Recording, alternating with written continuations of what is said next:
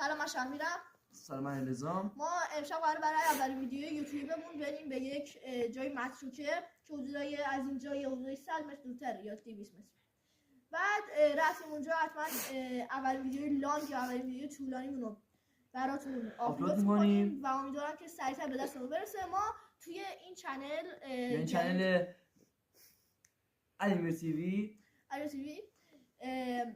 که امیدوارم خوشتون بیاد، اولین ویدیوشو ما حتما براتون یه مدت کوتاهی بگیریم، حتما براتون میاریم با دم دستگاه کامل.